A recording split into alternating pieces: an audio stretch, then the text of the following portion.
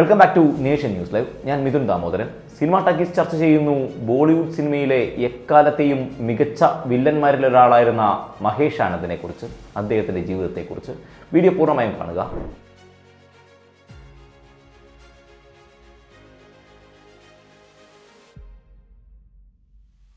1961 August 13 മഹാരാഷ്ട്രയിലെ മുംബൈയിലാണ് മഹേഷ് ആനന്ദ് ജനിച്ചത്.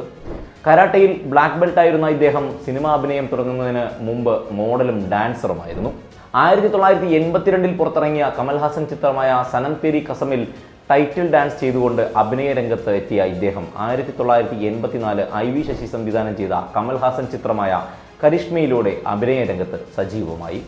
തുടർന്ന് ഭവാനി ജംഗ്ഷൻ, സസ്തി ദുൽഹൻ മഹേംഗ ദുൽഹ, ഇൻസാഫ്, തൂഫാൻ, വിശ്വാത്മ, കുരുക്ഷേത്ര, സ്വർഗ്, കൂലി നമ്പർ 1, വിജേത, ഷെഹൻഷാ, ലാൽ ബാദ്ഷാ, ബാഗി, രംഗീല രാജ വരെ 80ഓളം ഹിന്ദി ചിത്രങ്ങളും 15ലേറെ തെലുങ്ക് ചിത്രങ്ങളും 5ഓളം തമിഴ് ചിത്രങ്ങളും 6ലേറെ മലയാള ചിത്രങ്ങളും അടക്കം 110ഓളം ചിത്രങ്ങൾ അഭിനയിച്ച വില്ലൻ കഥാപാത്രം.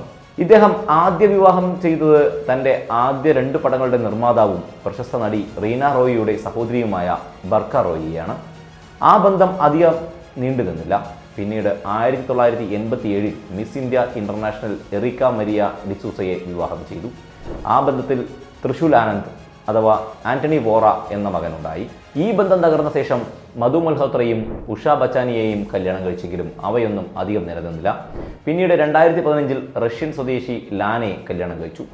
അഭിമന്യു, ദ ഗോഡ്മാൻ, പ്രജ, കിലുകിലുക്കം, ഊട്ടിപ്പട്ടണം, വൃദ്ധന്മാരെ സൂക്ഷിക്കുക തുടങ്ങിയ ഒരു പിടി മലയാള സിനിമകളിൽ തൻ്റെ നിറസാന്നിധ്യം അറിയിച്ച ഇദ്ദേഹം അവസാനമായി അഭിനയിച്ച രംഗീല രാജ 2019 ജനുവരിയിലായിരുന്നു പ്രേക്ഷകർക്ക് മുന്നിലേക്ക് എത്തിയത്. ഈ ചിത്രം തനിക്ക് 18 വർഷങ്ങൾക്ക് ശേഷം സിനിമാ ലോകത്ത് നിന്ന് ലഭിച്ച ഓഫറാണെന്ന് ഈ ചിത്രത്തിൻ്റെ റിലീസ് സമയത്ത് അദ്ദേഹവും കൂട്ടിച്ചേർത്തു. സിനിമാ ലോകത്ത് അവസരങ്ങൾ കുറഞ്ഞ ശേഷം ഇദ്ദേഹം പിന്നീട് ജീവിക്കാൻ ഗുസ്തി മത്സരങ്ങളിൽ പങ്കെടുത്തിരുന്നു. മകൻ തൃശൂൽ ആനന്ദിനെ പിരിഞ്ഞിരിക്കുന്ന വിഷമം പലപ്പോഴും അദ്ദേഹം സുഹൃത്തുക്കളോടും ഫേസ്ബുക്ക് പേജിലൂടെയും എല്ലാം പ്രകടിപ്പിച്ചിരുന്നു. കാനഡയിൽ കഴിയുന്ന മകനെ ഒന്ന് കാണുവാൻ വേണ്ടി പലതവണ ശ്രമിച്ചിട്ടും നടന്നിരുന്നില്ല.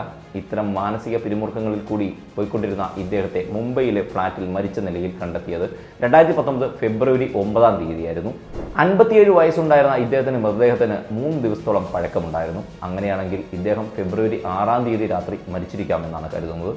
ആകെയുള്ള ഒരു മകനും പിന്നെ ഭാര്യമാരും മരണശേഷം പോലും തിരിഞ്ഞു നോക്കാത്തതിനാൽ അദ്ദേഹത്തിൻ്റെ സഹോദരിയാണ് സംസ്കാര ചടങ്ങുകൾ നിർവഹിച്ചത്. ഇതാണ് ഇദ്ദേഹത്തിൻ്റെ ഒരു ജീവിതകഥ. ഇന്ന് ബോളിവുഡ് സിനിമയിലെ എക്കാലത്തെയും മികച്ച വില്ലന്മാരിലൊരാളായിരുന്ന മഹേഷ് ആനന്ദിൻ്റെ ജീവിതകഥയാണ്. ഇദ്ദേഹത്തിൻ്റെ ശവസംസ്കാര ചടങ്ങുകൾക്ക് പോലും ആരും പങ്കെടുക്കാത്തതിനാലാണ് സ്വന്തം സഹോദരി അദ്ദേഹത്തിൻ്റെ ശവസംസ്കാര ചടങ്ങുകൾ പങ്കെടുത്തത്. സ്വന്തം മകനെ ഒരു നോക്ക് പോലും കാണാൻ കഴിയാത്ത അയാളുടെ ജീവിതകഥയാണ് പ്രേക്ഷകർക്ക് മുന്നിൽ എത്തിച്ചത്. ഈ വീഡിയോ ഇഷ്ടമായി എന്ന് കരുതുന്നു. വീഡിയോ ഇഷ്ടമായാൽ ലൈക്ക് ചെയ്യാനും ഷെയർ ചെയ്യാനും സബ്സ്ക്രൈബ് ചെയ്യാനും മറക്കരുത്. മറ്റൊരു സിനിമ ടോക്കീസുമായി വീണ്ടും കാണാം. നന്ദി, നമസ്കാരം.